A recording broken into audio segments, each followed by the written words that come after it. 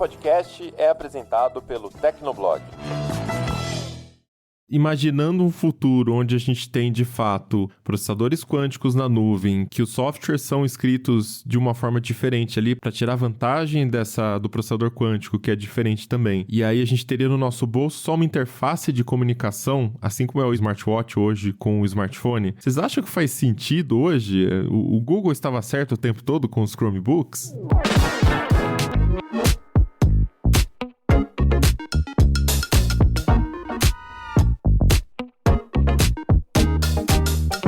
Olá, ouvinte! Seja bem-vindo! Está começando mais um episódio do Tecnocast. Eu sou o Thiago Mobilon. Eu sou o Paulo Riga. E eu sou o Emerson Alecrim. A Lei de Moore ditou os rumos da indústria de processadores por décadas. Graças a ela, o poder computacional pôde crescer numa escala previsível e economicamente viável. Mas será que ela continua sendo válida em 2023? No episódio de hoje, a gente conversa sobre os próximos passos da indústria de chips. Mas antes, não esquece de dar 5 estrelinhas pro Tecnocast no Spotify ou no Apple Podcasts e segue a gente lá no seu aplicativo favorito. Bora lá pro papo!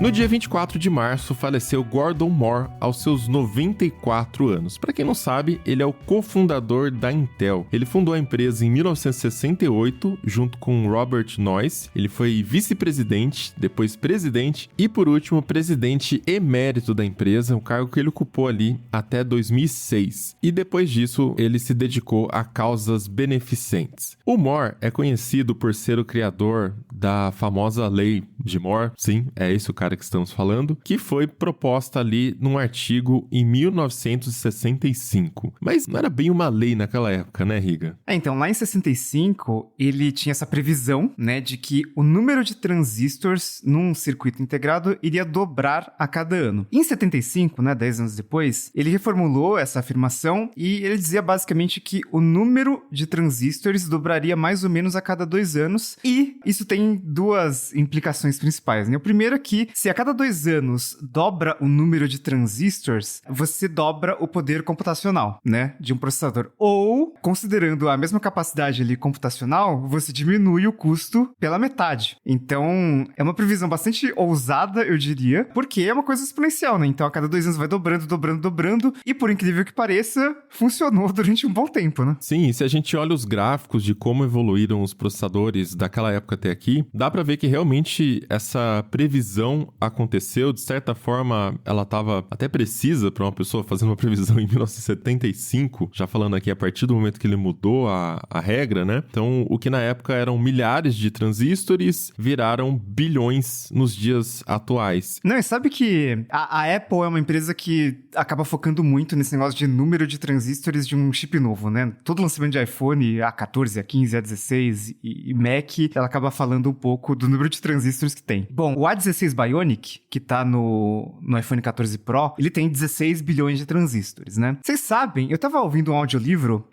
sobre a Lei de Moore, inclusive o título do livro é Moore's Law, e sabe quantos transistores tinha no processador mais avançado em 1965? Tinha 64. Não era 64 mil, não, tinha 64. E esse processador era um processador da Fairchild, que é uma empresa que o Gordon Moore trabalhava, inclusive. Ele tinha acesso, né, a esse processador, ajudou a desenvolver, inclusive, tinha 64 transistores, e agora a gente tá falando de bilhões, né, que a cada ano continuou dobrando. Só que o problema é que esse ritmo de crescimento não é mais o mesmo do que era ali no começo da era dos processadores. A gente não tem mais grandes saltos e estamos chegando até numa questão de limite físico. A gente comentou um pouco esse assunto no Tecnocast O Poder Quântico, que falava sobre processadores quânticos, que a miniaturização que é o processo pelo qual a gente consegue atingir esse aumento do número de transistores e de poder de processamento, tá chegando no limite ali, que é o tamanho do átomo. E aí vai ficando um pouco difícil, né? Como é que você faz para diminuir mais ainda o tamanho do componente, uma vez que já tá do tamanho de um átomo? Então, existe essa expectativa pela chegada do fim da lei de Moore. O próprio Moore falava um pouco sobre isso, né? Porque o crescimento exponencial, um momento ele acaba. Exponencial é impossível ter esse crescimento infinitamente. Nessa entrevista aí que o Gordon Moore deu em 2015, ele falou que no máximo uns 10 anos, ou seja, até 2025, né? Esse ritmo de crescimento exponencial da lei que leva o nome dele bateria numa barreira intransponível, né? E aí acho que a Alecrim pode explicar o que seria essa barreira intransponível na fabricação de processadores, por que uma hora a lei de Moore vai acabar? Bom, para começar, como já ficou claro, a lei de Moore não é exatamente uma lei, né? Não é uma lei da física ou algo nesse sentido. Só que a limitação dessa lei,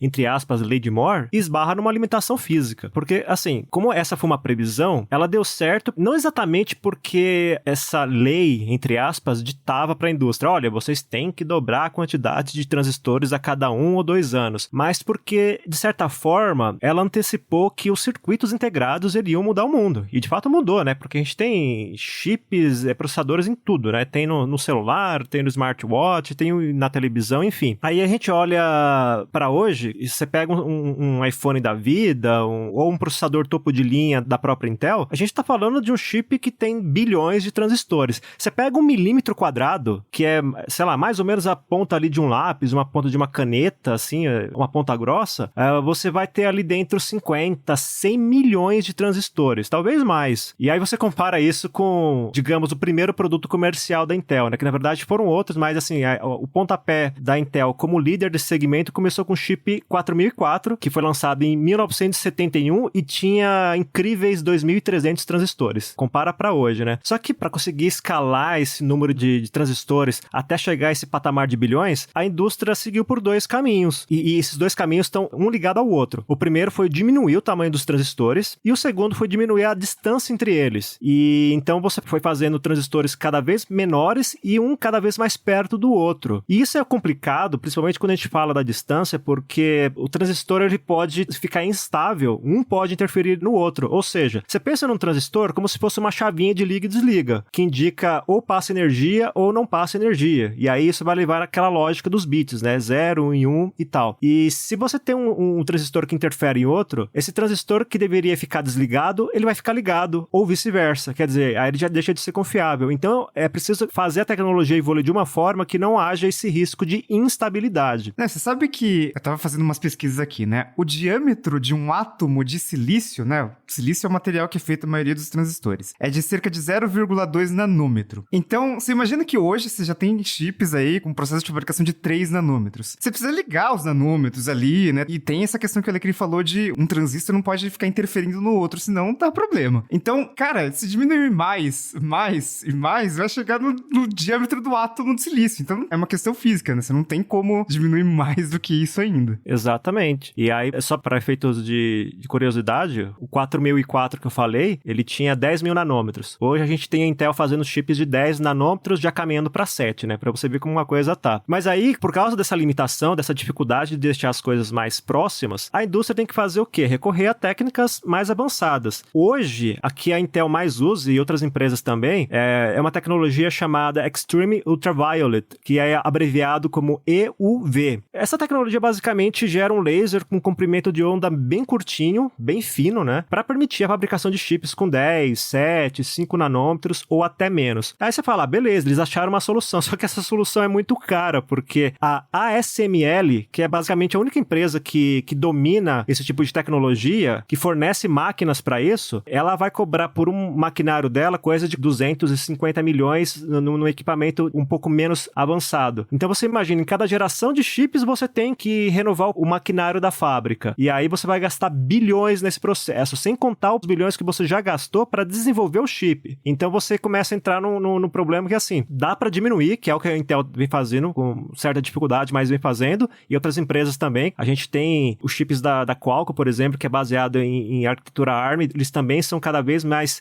miniaturizados, mas assim, é uma tecnologia tão sofisticada que você esbarra no preço. E aí, a gente chegou num limite. custe, né? Que você tem um custo que é muito alto e também o fato de que, apesar de ter chegado a esse ponto de essas tecnologias que eu falei, que nem a EUV conseguir dar mais sobrevida à lei de Moore, chega um ponto que não dá mais para aproximar os transistores e também não dá mais para diminuir o tamanho deles. A Intel já vem trabalhando com uma arquitetura nova que vai deixar os transistores quase como colados. Aí deixa de ser a escala em nanômetros para uma outra que eu até esqueci o nome, que é muito próximo assim. Só que isso tá no papel, né? Porque na prática você tem aquele problema que eu falei de um transistor interferir no outro, né? Então, o limite é esse. Deixou tudo tão pequeno e o espaço entre eles ficou tão reduzido também que você já não tem mais para onde correr. Tem uma coisa curiosa que não foi sempre assim a velocidade da evolução dos nanômetros, ali, da redução do tamanho dos transistores nos Estados Unidos. Lá na década de 80, 70 para 80, tinha até uma lei nos Estados Unidos que falava que os fabricantes não podiam evoluir tão rapidamente a tecnologia por uma questão de consumo, de consumidor, né? Tipo, não pode todo ano lançar uma versão nova que é 2 vezes melhor do que o do ano anterior, porque isso vai ferir os direitos do consumidor, etc. E aí, na década de 80, os Estados Unidos estavam perdendo bastante espaço para o Japão por conta da miniaturização. O Japão conseguiu lançar algumas máquinas para fazer a parte da litografia e conseguiam fazer transistores menores, enquanto que os Estados Unidos não tinha ainda essa coisa coordenada, né, para esses esforços para conseguir realmente evoluir a tecnologia na velocidade. Foi só lá no começo da década de 90 que a CIA, que é a Associação das Indústrias de Semicondutor lá dos Estados Unidos, SIA, eles conseguiram articular junto ao Congresso americano um plano que foi liberado em 1993, tá aqui até na página deles da Wikipedia, o primeiro roadmap que eles liberaram, que esse sim se baseava na lei de Moore. Então foi a partir deste plano que toda a indústria americana começou a seguir um cronograma que é a lei de Moore. Então, por isso que a gente fala que no começo a lei de Moore não era bem uma lei, né? Era uma previsão ali, que depois o Moore até corrigiu essa previsão, né? Viu que não ia dar para dobrar a capacidade a cada ano e revisou isso para uma vez a cada 2 anos. Mas foi só ali a partir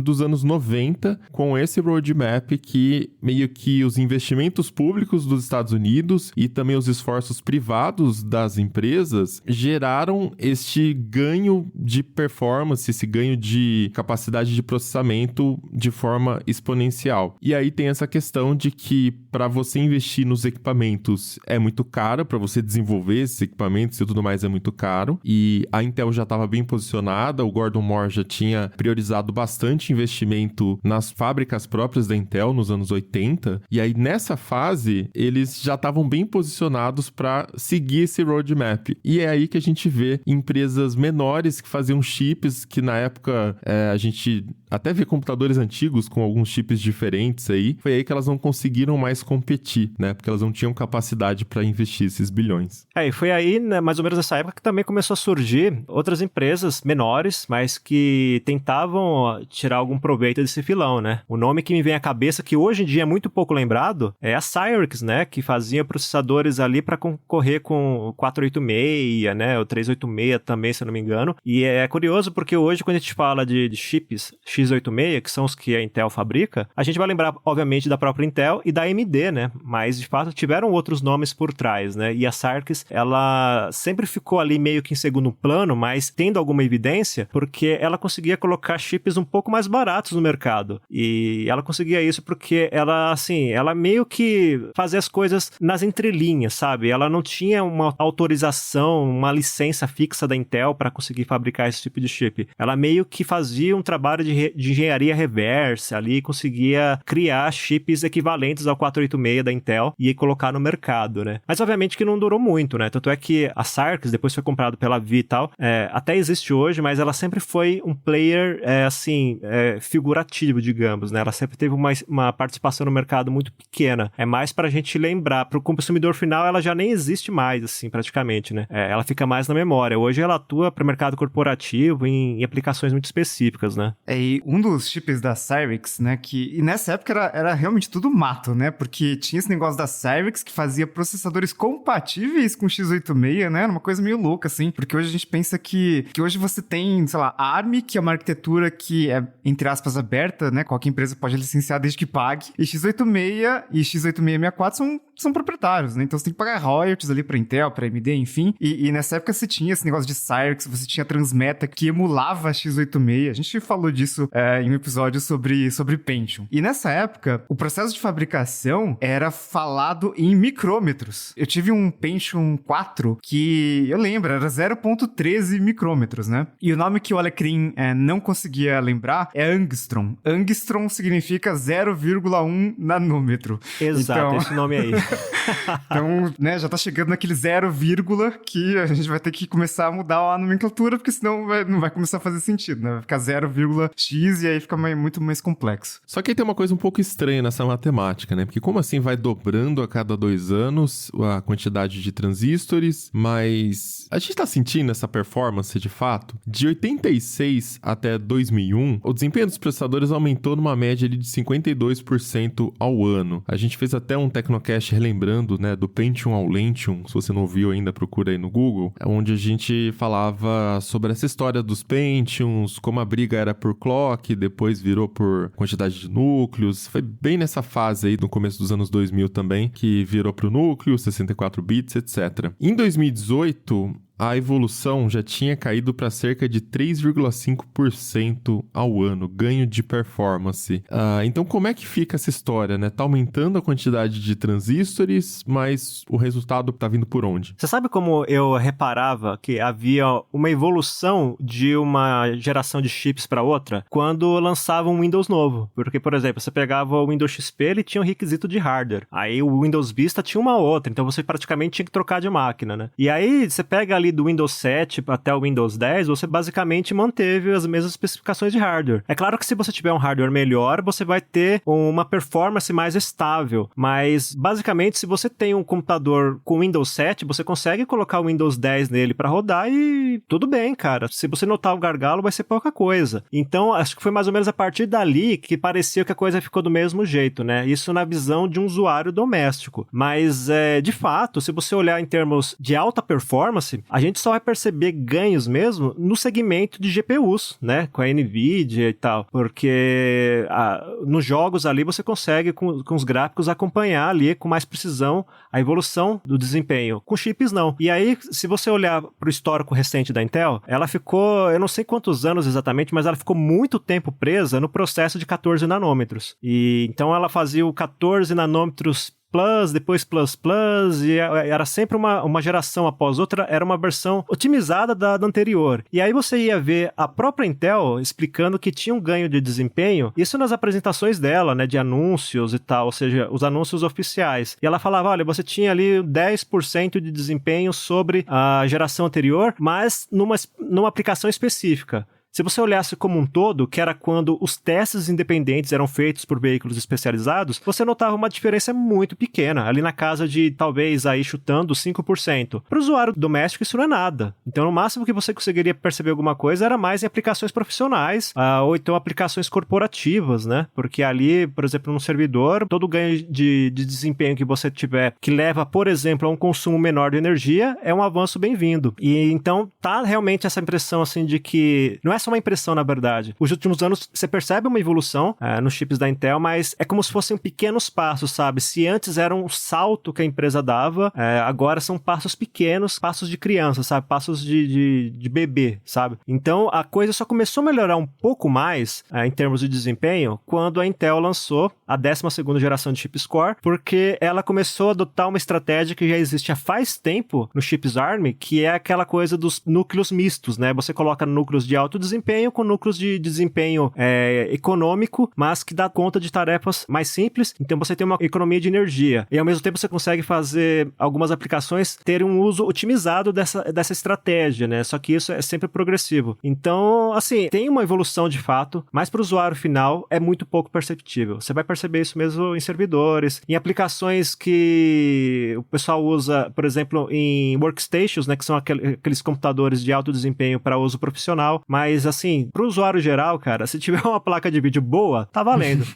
O que eu vejo, né, é que a evolução, ela geralmente é bem pequena, né, de uma geração para outra, e em alguns momentos a gente tem evoluções muito significativas, mas geralmente não é porque aumentou o número de transistores ou mudou o processo de fabricação. Muitas vezes é por causa de uma arquitetura diferente, por exemplo, né? Então, o caso mais recente que todo mundo lembra, quando a Apple foi lá e lançou o M1 e que com muito menos energia você conseguiu um desempenho muito bom, e aí lançaram um MacBook sem ventoinha, que não esquentava, enfim, que tinha desempenho melhor do que um Intel Core i5, Core i7 da época, e mais antigamente você teve aquela mudança dos Pentiums, né, acho que do Pentium 4, Pentium D pro Intel Core, né, e o Intel Core inclusive usava a arquitetura do Pentium 3, para mostrar como a arquitetura do Pentium 4 estava bem ruim. E nessa época também você teve uma mudança muito grande ali, era uma época que estava bem difícil para Intel, a Intel estava sofrendo bastante com a competição da AMD, que estava fazendo chips muito bons, e decidiram ali mudar a arquitetura, volta ali para a origem, volta para o Pentium 3, melhora aquilo ali, beleza, lançou Intel Core, e desde então a Intel dominou o mercado de processadores para PCs, mas entre essas grandes evoluções que a gente tem de vez em quando,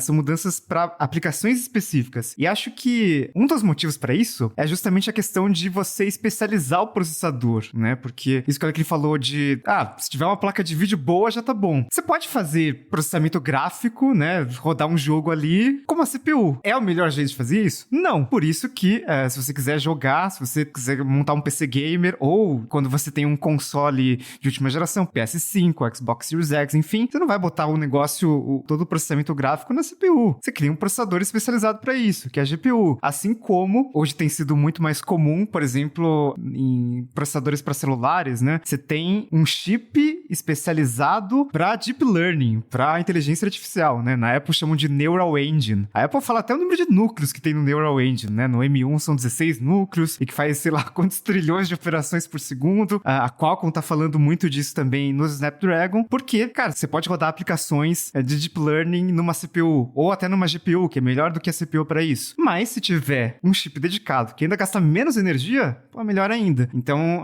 acho que é esse caminho de computação heterogênea, né, que a AMD acho que foi uma das principais defensoras. A AMD fala disso há muito tempo, desde que, enfim, acho que foi lá em 2014 na sede da AMD e eles falavam de computação heterogênea, porque, não, gente, não dá pra colocar tudo na CPU, tem que ter chips especializados, enfim. E hoje isso é muito realidade em celular, por exemplo, né? Você não fala de processador, você não fala de CPU, você fala de SoC, que é o System On a Chip. Então você tem vários processadores no mesmo chip. Esse ponto é interessante porque, assim, é claro que quando eu digo que basta colocar uma GPU avançada que o usuário vai ficar feliz, é claro que isso é relativo, né? Porque se você colocar uma NVIDIA 4090 num Celeron, você vai ter um gargalo imenso, né? Óbvio que você também tem que ter um chip poderoso ali, um processador poderoso para não haver gargalos e você extrair o máximo de desempenho. Só que o único usuário habilitado vai perceber essas diferenças, que é o usuário de alto desempenho, né? O cara que realmente escova bits ali, que sabe o que tá fazendo. Agora, para você ver como esse mercado esteve nos últimos anos tão estacionado, a gente só percebeu uma mudança, assim, uma balançada no mercado, justamente quando a Apple anunciou o chip M1, que aí meio que virou um comparativo do mercado. Ele foi tão impressionante que a própria Intel, né, já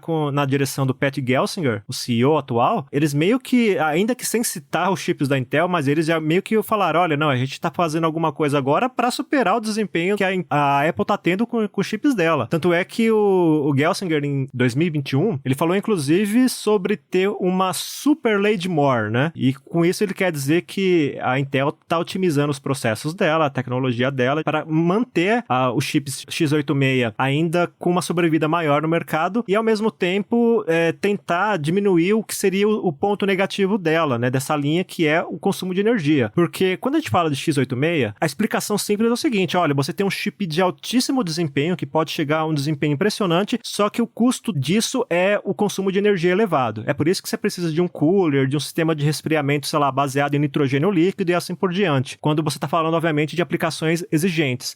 Se você pensa nos chips ARM, que é a arquitetura que é baseada o M1 e mais tarde o M2 da Apple, eles são baseados em processos mais simples, só que são executados mais rapidamente. Então você consegue, mesmo tendo uma execução simples de tarefas, você consegue ter um desempenho equivalente ou superior ao x86, porque eles fazem isso de uma maneira tão rápida que você consegue superar o desempenho de um x86 sem gerar calor, né? Ou excesso de calor, porque calor sempre vai gerar, né? Então é por isso que você tem aí MacBook Air com M1 e que não precisa de ventoinha, porque ele tem uma arquitetura bem otimizada para ter um desempenho elevado e ao mesmo tempo não castigar muito o consumo de energia e consequentemente gerar muito calor. Então a Intel, para conseguir manter o x86 no auge ainda, né, relevante no mercado, ela precisa otimizar o que já tem, né? Então o que seria essa otimização? Talvez não tanto investir em desempenho, tanto é que se você olha, por exemplo, da 12ª para a 13ª geração, teve ali algum ganho de desempenho, mas assim, não é impressionante, mas se você consegue pelo menos manter o nível de desempenho, o padrão de desempenho, mas manter um consumo de energia controlado ou reduzido, se possível, aí você já está tendo algum ganho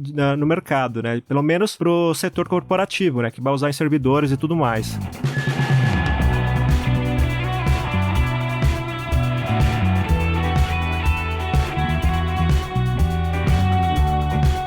A gente está citando bastante a Intel por conta que essa história da Lei de Moore nasceu do Gordon Moore, que é um dos fundadores ali da empresa. Mas quando a gente está falando de evolução dos processadores, a gente não está se referindo só à Intel, e sim ao mercado de semicondutores, de chips, de forma geral. Então já deu para entender que existe uma complexidade com relação à litografia, ao tamanho ali, quantidade de nanômetros dos transistores, que já está chegando num limite que é fisicamente inviável. O tamanho do átomo, se eu não me engano, está na casa de 1 nanômetro. Os chips já estão sendo testados em 3 nanômetros. A linha M2 Pro, por exemplo, tem 5 nanômetros. E a TSMC, que é quem faz a maioria dos chips da Apple, ela está testando 3 nanômetros, mas já faz um tempo que a gente está vendo notícias sobre testes, agora vai, e de repente está com problema, não vai conseguir liberar, né? Realmente por conta o tamanho é tão reduzido que você começa a ter vazamento ali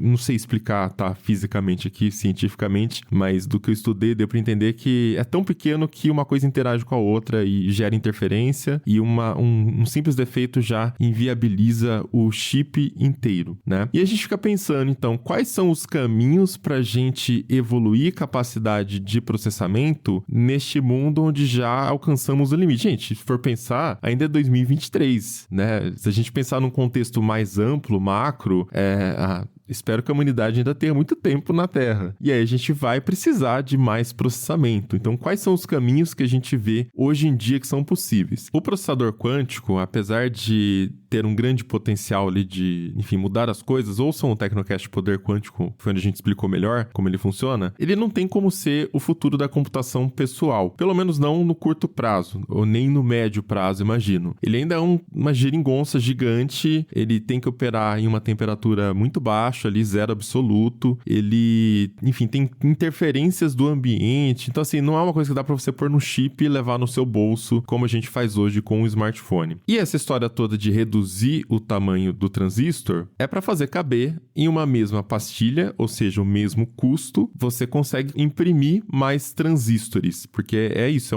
tem uma bolacha ali, um wafer de silício, você imprime ali os chips. Então, se você conseguir aproveitar o mesmo wafer, você consegue ter o mesmo custo, basicamente, né? Não é exatamente isso, mas esse custo vai diluindo muito rapidamente, então, no final das contas, esse é o jogo. Qual seria outra forma de você aumentar o poder de processamento? É fazer o que a Apple já está fazendo. Se você pega o chip M1 Ultra, ele basicamente é 2 chips M1 Max colados um no outro. Tem até a bordinha dele ali que a Apple mostrou na apresentação, que, tá vendo essa parte aqui? É onde a gente encaixa os 2 chips. Então, já que não dá para você diminuir o tamanho do transistor e encaixar mais transistores dentro do mesmo espaço, o que você faz? Você coloca 2 espaços. Só que isso tem limitações, né? Não, e você sabe que lá na década de 2000, isso era uma piada, né? Porque a Intel tava com essa concorrência da AMD, a AMD tava com uma arquitetura melhor e tal. Aí a Intel foi lá, vamos fazer um Pentium Dual Core, um Pentium D. Aí eles colavam 2 processadores no mesmo processador, assim. Gente, olha que ridículo isso aqui, sabe? Mas o caso do M1 Ultra é que, assim, ele ficou tão ridiculamente poderoso que, tá bom, vai, Apple, faz isso aí mesmo que tá tudo bem. Então, obviamente que isso tem alguns limites. Você não consegue crescer tanto a capacidade de processamento. Você pega o chip do seu celular, por exemplo, você não consegue ocupar o celular inteiro de processador. Primeiro porque seria caro pra caramba, como falamos ali, é o custo do mesmo wafer de silício. E segundo porque simplesmente não dá, né? Precisa ter outras coisas dentro do celular. A gente tá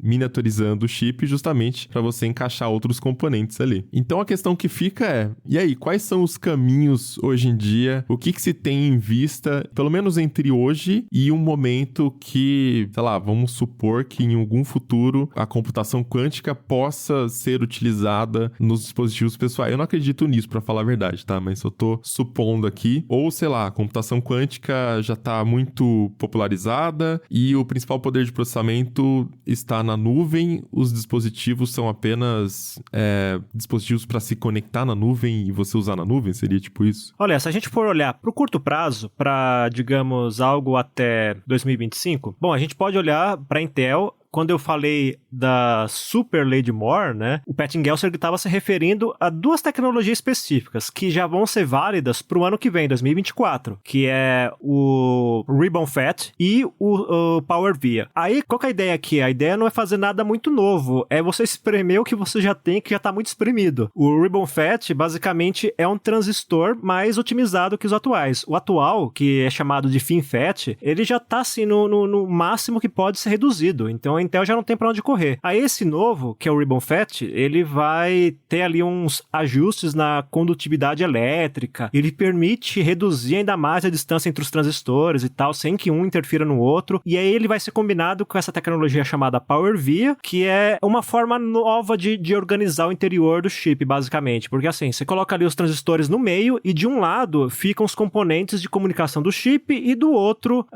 os componentes relacionados ao consumo energético. Então é como se você fizesse uma estrutura de sanduíche. Então veja, não tem nada realmente novo, é só uma otimização. Então a Intel quer começar a utilizar essas tecnologias a partir de 2024 com uma arquitetura chamada Intel 20A. Por que tem esse nome muito específico, né? Porque quando entra no 20A, a gente deixa de fazer a contagem em nanômetros e passa a usar o Angstrom, né? Que o Riga falou agora há pouco, que é um nome esquisito que eu tinha esquecido. Então o 20A o A vem de Angstrom, né? Então é um processo totalmente novo. E como essa tecnologia é esperada para 2024, ela deve chegar no mercado com algum otimismo em 2025. E eu falo com otimismo porque a gente tem um histórico da Intel de que ela prometia passar de uma arquitetura para outra e sempre atrasava, né? Porque ela tinha dificuldade. Eu tô falando novamente da arquitetura de 14 nanômetros. E aí, outra estratégia que tem sido usada, que é recente, que é atual, a AMD já coloca nos chips Ryzen, por exemplo, é uma abordagem chamada chiplet, que também tem alguma coisa já sendo pesquisada pela Intel, pela ARM e tal, mas por enquanto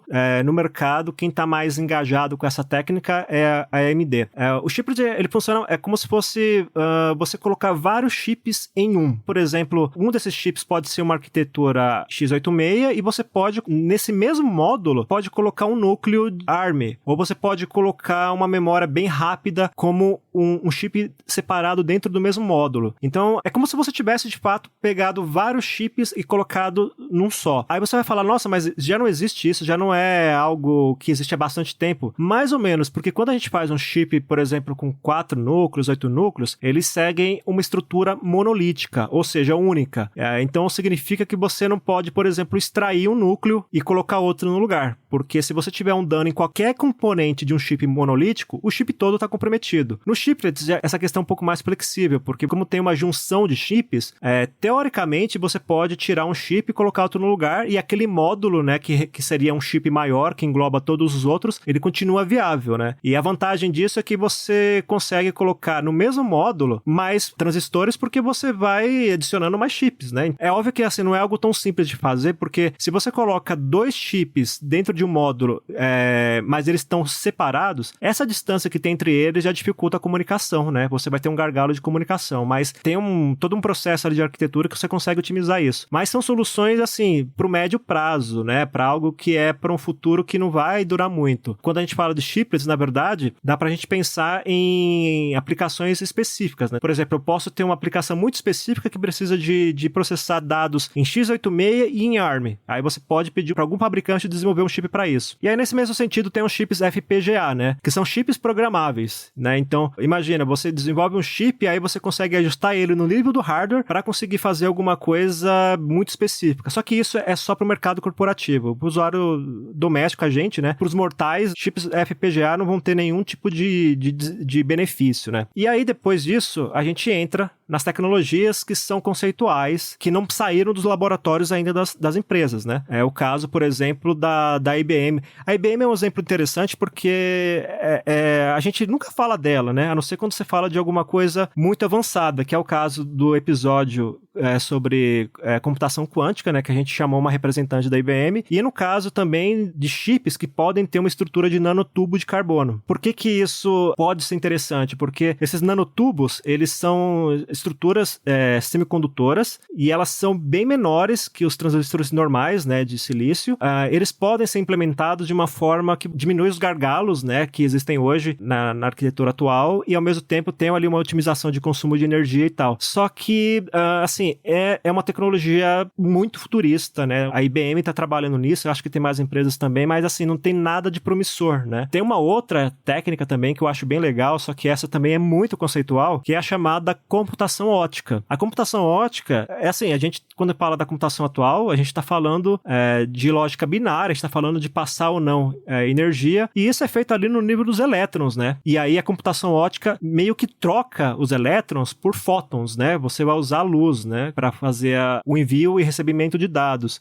A computação ótica já vem sendo empregada, não é uma ideia recente, se não me engano, ela remete aos anos 1980, só que ela tem mais aplicação, né, em tecnologias de telecomunicações, mas já vislumbram a possibilidade dela ser usada em semicondutores, né, em chips. Só que é algo assim para um futuro muito distante mesmo, né? Algo que está na fase de conceito e, se eu não me engano, não existe nenhum protótipo disso ainda. Então, basicamente, o que a gente tem é isso, né? A indústria não tem certeza do que vai ser colocado no lugar da lei de Moore, né? É por isso que a Intel tá ali falando em criar uma super lei de Moore, a AMD também não entra muito nesse assunto. Você vê a Nvidia falando que a lei de Moore tá morrendo, né? Porque tem uma pegada meio que de rivalidade ali com a Intel também, né? Embora as duas atuem em segmentos muito específicos, mas elas concorrem, por exemplo, quando o assunto é inteligência artificial, então vale a pena ali uma cutucar a outra. E quando a gente fala de futuro, o que a gente tem de mais concreto é a computação quântica, que nem a gente deixou claro no episódio sobre esse assunto, não tem nada muito orientado para o usuário final, né? Pra gente, para os meros mortais, né? É algo mais para aplicações muito específicas, aplicações acadêmicas, corporativas e enfim. Mas essa ideia de levar o poder de processamento para a nuvem e ter no nosso bolso só um processador que é completamente otimizado para tarefas específicas do smartphone, vocês acham que faz sentido, assim, com o avanço de 5G, daqui a alguns anos, chegada de uma nova, do 6G, um novo tipo de conexão, o Wi-Fi também evoluindo bastante, imaginando um futuro onde a gente tem, de fato, processadores quânticos na nuvem, que os softwares são escritos de uma forma diferente ali para tirar vantagem do processador quântico, que é diferente também. E aí a gente teria no nosso bolso só uma interface de comunicação, assim como é o smartwatch hoje com o smartphone. Vocês acham que faz sentido hoje? O Google estava certo o tempo todo com os Chromebooks? Na verdade, tem espaço para todo mundo, né? Tem espaço para o cloud e tem espaço para o edge computing, né? Que é a computação na borda de você processar muita coisa localmente. Tanto que você pensa na abordagem Google Fotos e Apple Fotos, né? O Google Fotos, você vai lá, sobe todas as fotos para a nuvem e tal, e o Google processa ali tudo e de repente você consegue buscar as suas fotos. A Apple já prefere fazer isso um pouco mais no processador do iPhone, por exemplo, né? Então você tem o processador, ele usa ali os núcleos dos Neural Engine da vida e vai lá e processa e ele já manda meio mastigado ali para a nuvem da Apple, né? Então já tem uma divisão maior. Até porque ela economiza uma grana pesada aí, né? Você comprou o seu chip, ela usa o seu chip para processar as suas fotos e não a nuvem dela. Exatamente. E aí depende da aplicação, né? Então tem algumas coisas que faz sentido você fazer essa divisão um pouco melhor ou deixar o processamento um pouco mais na borda do que deixar num data center gigantesco para todo mundo usar. né? Mas uma coisa que tem acontecido, inclusive, recentemente com esse negócio de corte de custos, né, nas empresas de tecnologia, o Google mudou uma regra de que os funcionários antes eles recebiam MacBooks, né? E agora eles vão receber Chromebooks, né? Chromebook é um pouco mais barato e tal. A vantagem é que, por exemplo, em vez de você ficar trocando o MacBook a cada X anos, sei lá, a cada 3 ou 4 anos, por exemplo, se você tiver um Chromebook, mesmo com processamento muito menor ali, você consegue conectar esse Chromebook num desktop virtual rodando na nuvem. E esse desktop virtual, ele só usa o processamento de um data center ali, de um servidor mais central, e isso dá para ser feito de uma forma mais otimizada. Então, também é uma forma de cortar custo. Então, assim, tem como otimizar de diferentes maneiras, né? Olha, eu espero que a gente siga por esse caminho, porque, assim, eu acho que essa coisa de ter a busca por cada vez mais desempenho, ela tem que fazer sentido, né? A gente não pode ficar nessa só mais um chip com mais desempenho por capricho, né? Ou para ficar no topo da tecnologia, né? Na vanguarda do mercado. Então, se a gente consegue, de repente, se você evoluir ainda mais, não vai ter aplicação que vai ter ganho para isso, você tá jogando dinheiro fora, né? Você tá desperdiçando recursos e tal. Então, eu acho que faz sentido, sim, porque às vezes o melhor não é nem buscar o desempenho, né? É você otimizar o que você já tem. Então, por exemplo, fazer o que você tá fazendo hoje gastando menos energia, né? E se você consegue usar isso, essa ideia com base em aplicações na nuvem, pode parecer algo de futurista agora, mas se a gente pensar em 5G, pensar no futuro relativamente próximo, a gente vai ter conexões mais estáveis e fixas e rápidas à internet. Faz sentido que a gente tenha algo nesse sentido, porque você consegue fazer uma boa distribuição de recursos. O que eu quero dizer com isso? Todas as tecnologias que eu falei, que são, por exemplo, essa coisa de nanotubos, de computação ótica, e aí pensando também na computação quântica, isso pode trazer benefício para a computação de alto desempenho, ou seja, servidores e tal. Então, a melhor forma que a gente tem de acessar esses recursos é pelas nuvens, porque você não, pelo menos que nem já ficou claro aqui para todo mundo, no curto prazo a gente não vai colocar um chip quântico no celular ou no notebook. Então, para a gente ter proveito disso, tem que ter algo distante que a gente consiga acessar pelas nuvens. Então, você faz uma melhor distribuição de recursos com isso, né? Você consegue utilizar mais poder da computação, sem que o seu dispositivo tenha que acompanhar isso, e ao mesmo tempo você vai ter ali um ganho de consumo de energia, né, porque o seu dispositivo não vai ter que fazer aquele trabalho e tal, e também dá sentido a essa coisa que eu falei, da corrida por desempenho, né. Se a gente pensa, por exemplo, num celular, esses dias, por exemplo, teve gente perguntando se valia a pena comprar ainda o iPhone 13, eu falei, claro que vale, é um celular super atual, você vai colocar o iPhone 14, você vai ter, a não ser que seja um usuário muito avançado, você não vai notar diferença, né? Então, se você tem ali um preço que tá bacana, pega o iPhone 13. E então você tem essa mesma lógica também jogando aplicação nas nuvens, porque se você tem as nuvens, você vai ter muita gente acessando. Então, ali faz sentido buscar mais desempenho. Já no computador pessoal, no celular pessoal, essa busca por desempenho pode ser algo que vai ser mero capricho, né? Então, talvez você não vai ter um ganho de benefício real. Então, eu espero sim que chegue para esse caminho das nuvens, que de repente também pegue o Edge Compute que o Riga tá falando, né? Que é uma coisa que vai trazer, acho que um pouco mais de otimização, porque ele tá mais próximo do usuário, né? Então, eu não sei se vai chegar por esse caminho, mas eu espero que sim. Pro usuário é tudo a mesma coisa, né? Você tem o processamento no servidor, porque o Edge você tem servidores espalhados, mas pode ser, a nuvem poderia ser uma coisa mais centralizada ali, um grande data center. Mas eu acho que assim, dá pra gente pensar um pouquinho nessa lógica, lembrando dos carros. Fala-se muito sobre quanto tempo a gente usa os carros, tem até uma estatística ali, não lembro se 3%, 10%, mas o resto do tempo seu carro tá parado. Então você compra carro ali de 100 cavalos, 140, 160, 200 cavalos, sei lá. Ele tá sempre parado. Você usa ele 3% do tempo, mas você tá pagando óleo, gasolina, manutenção, seguro, garagem, você tem que lavar, você tem que encerar, você tem que... Enfim, uma série de cuidados ali que você tem que tomar, e ele custa caro, mas ele é um patrimônio, é um dinheiro que está desvalorizando na sua garagem. Literalmente é um dinheiro ali que você gastou e tá desvalorizando. Então, se a gente pensa nos processadores que a gente coloca no nosso bolso, quantas pessoas de fato usam o poder de processamento total de um iPhone mais novo, assim, o chip mais potente? Quanto tempo esse chip tá trincado ali, trabalhando, todos os transistores dele estão processando alguma coisa de fato, sabe? Ele vem com módulos ali de Neural Engine no chip para processar, enfim, essa parte de realidade aumentada, de alguma coisa de inteligência artificial também. Então, assim, quanto tempo esse celular celular, ao longo do dia, tá processando de fato alguma coisa. Então é como se fosse o seu carro parado na garagem sem ser usado. E aí quando você pensa em um servidor, até pelo lado da sustentabilidade, você tem data centers que estariam de fato sendo utilizados o tempo todo por quem aluga o tempo de uso, óbvio, daquele data center, né? Então você pode comprar um dispositivo que vai rodar o seu aplicativo ali e tal, mas na hora que você dá o enter para renderizar alguma coisa mais pesada, ele vai usar a nuvem para isso. Lógico que tem o gargalo da transferência de dados e tudo mais, não é tão simples assim, mas também a gente não precisa ter uma super conexão o tempo todo, né? 5G, 6G. Eu não preciso estar na praia e ter acesso a esse supercomputador, porque eu não vou usar um superprocessamento quando eu estiver sentado na areia tomando uma cerveja, saca? Eu não vou estar fazendo nada ali. Eu vou precisar quando eu estiver, de fato, sentado na minha mesa. Por exemplo, o Ari ou a Raquel, nesse momento, editando o Tecnocast, vai precisar... Áudio nem tanto, né? Mas vídeo ali, você precisa processar, renderizar alguma coisa que realmente vai ocupar mais o processador. Então, assim, até a parte de conectividade não é tão importante que esteja em todos os lugares. É importante que esteja funcionando, óbvio, disponível quando você precisa trabalhar, quando você está na sua mesa. Então, pensando por esse lado, o uso de servidores é até mais sustentável para o planeta. Pensa em quantos chips de iPhone existem nos bolsos das pessoas do mundo todo. Se a gente juntasse toda essa capacidade ociosa desses chips e colocasse tudo num data center e alugasse, qual seria a capacidade desse data center? Eu acho que seria monstruosa, né? Então, acho que é mais ou menos essa lógica aí. A gente, de certa forma, já faz isso, né? Por exemplo, eu vejo muita gente que usa o Canvas para fazer edição de imagem, né? O cara não tem nem o aplicativo no celular ou no computador, mas consegue acessar o Canvas e faz uma arte ali, sei lá, para a rede social dele, para um pequeno negócio e tal. Então, de certa forma, é algo que a gente consegue fazer sem ter uma curva de aprendizagem muito longa. Então, eu acho que faz sentido, sim, a gente caminhar para esse futuro.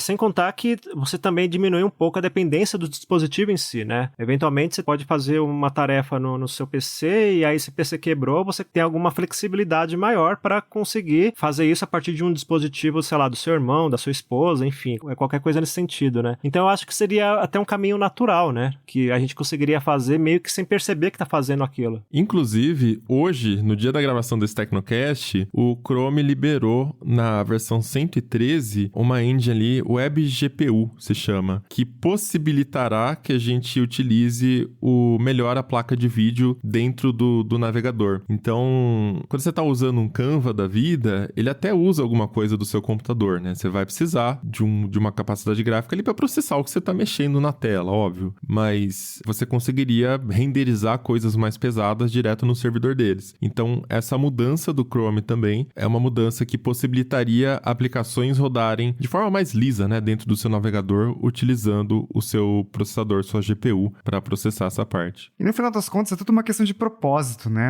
É uma questão de você pensar o que você quer fazer e como você faz aquilo da melhor forma possível, né? Não é simplesmente uma busca por vamos colocar mais transistores no mesmo chip e aí, aí vai chegar no limite e tal, e aí acabou o mundo porque não vai mais ter como ter processadores com o mesmo tamanho e com muitos mais transistores. Não, às vezes o caminho tá em encontrar outras formas mais eficientes de fazer uma coisa que acontece, por exemplo, essa viagem que a gente fez de, se a gente somasse a capacidade de processamento de vários dispositivos no mundo, né? Tipo, no setor de saúde, isso é muito comum, né? O tal do Fold at Home, computação distribuída. Você junta vários processadores, várias capacidades de processamento para que juntos eles processem algo muito grande que um único computador, um único processador, ou até um processador de data center, né, de um servidor muito potente, não conseguiria fazer sozinho. Então, junta todo mundo ali, faz, e não necessariamente você ficou desesperado aumentando o número de transistor e diminuindo o processo de fabricação.